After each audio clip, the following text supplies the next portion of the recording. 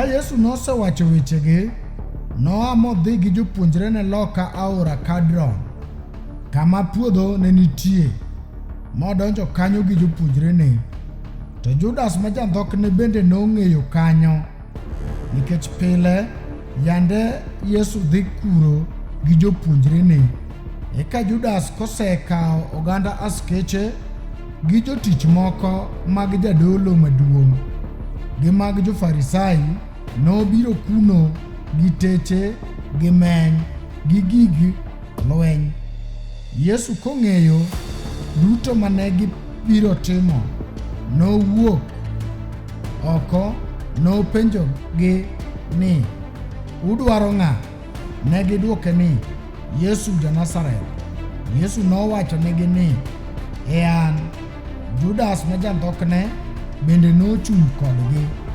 Ka nosewachonegi ni an, ne gidok chien, ne gipodho piny. Eka jopuonjrego kendo niya, udwaro ng'a? Ne gidwoke ni, Yesu ja-Nazareth. Yesu nodwoko niya, asewachonu ni an. Ka an ema udwara, weuru jogi odhiyo, mondo wach ochopi manowacho ni, kuom jogo mane miya, onge ng'ama olalna. Eka Simon Petro nowuodho ligangla mane en go, nobeto misumba jadolo maduong', kendo nojalo ite korachwich. Misumbano nyinge Malko. Yesu nowacho ni Petro niya, duok liganglani e olalo. Kikombe ma Wuora omiya ok namadhe koso? Eka oganda askeche gi jodong-gi gi jotich jo-Yahudi nomako Yesu kendo notweye. Mokwongo ne gitere ka Anas, nikech en wuon chi Kaifas, mane en jadolo maduong' e higano. To Kaifa ema nong'ado ni jo-Yahudi rieko ni owinjore ng'at achiel otho ni ji. To Simon Petro gi japuonjre machielo noluwo Yesu. Japuonjreno ne jadolo maduong' ong'eyo, kendo nodonjo gi Yesu e laro mar jadolo maduong'. Petro to nodong' kochung' oko e dhorangach.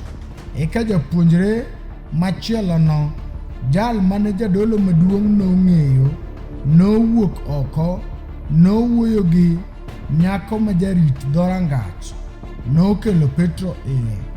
To jarit rangach nopenjo Petro niya, in bende in achiel kuom jopuonjre ng'atni koso?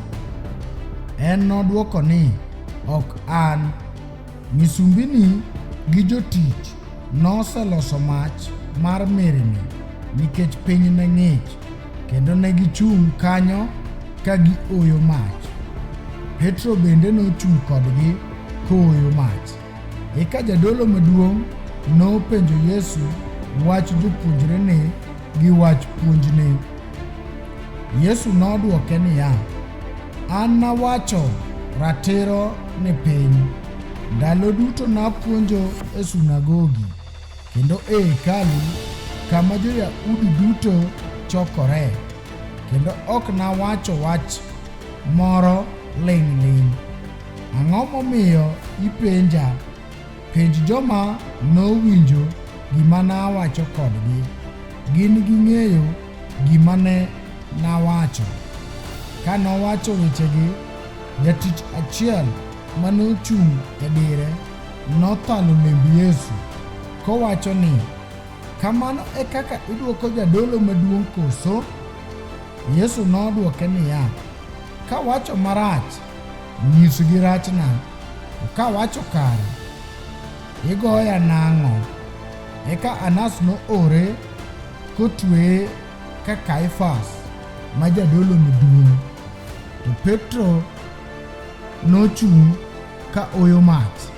Ne gipenje niya, in bende in achiel kuom jopuonjrene koso? En kokwer kowacho ni, ok an.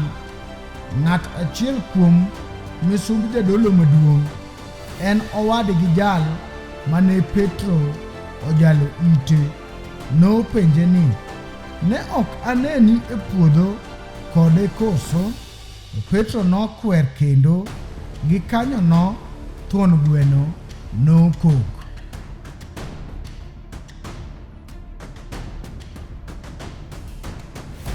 Ne gigolo Yesu kuom Kaifa mi gitere e od bura. Ne en okinyi mang'ich, to gin giwegi ne ok gidonjo e od bura ni mondo kik gibed mochido, to mondo gicham Pasaka. Omiyo Pilato nowuok negi oko nopenjogi niya, ere wach mudonjogo ni ng'atni? Ne gidwoke ni, ng'atni kada bed ni ok en ng'ama rach, da ok wakele e nyimi. Pilato nowachonegi ni, kawe uru un uwegi ung'adne bura mowinjore gi chiku. Jo-Yahudi nowachone niya, wan ok oyienwa ng'ado ni ng'ato buch tho. Ma notimore mondo wach Yesu ochopi manowacho kanyiso tho manade manothogo.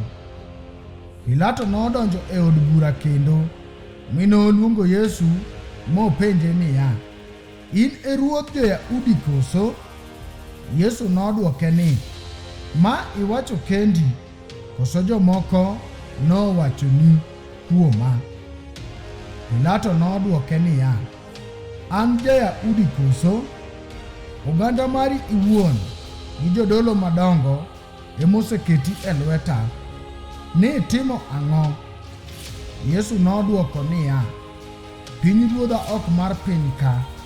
Kada pinyruodha en mar piny ka, da jotichna okedi mondo kik oketa e lwet jo-Yahudi.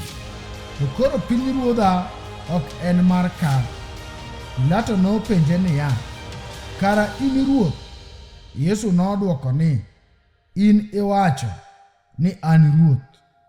Gimomiyo nonyuola kendo gimomiyo nabiro e piny ka en ni mondo abed janeno kuom adiera. Ng'ato ka ng'ato man kuom adiera winjo dwonda. Pilato nopenje ni, adiera en ang'o? Ka nosewacho wachni, nowuok kendo ni jo-Yahudi. Eka nowachonegi niya, an ok aneno ketho kuome. To un gimutim ni mondo agonynu ng'at achiel e ndalo mag Pasaka. Uwero agonynu ruodh jo-Yahudi ni koso? Giduto ne gikok ka gidwoke niya, ok jale, to Baraba. To Baraba ne en jamecho.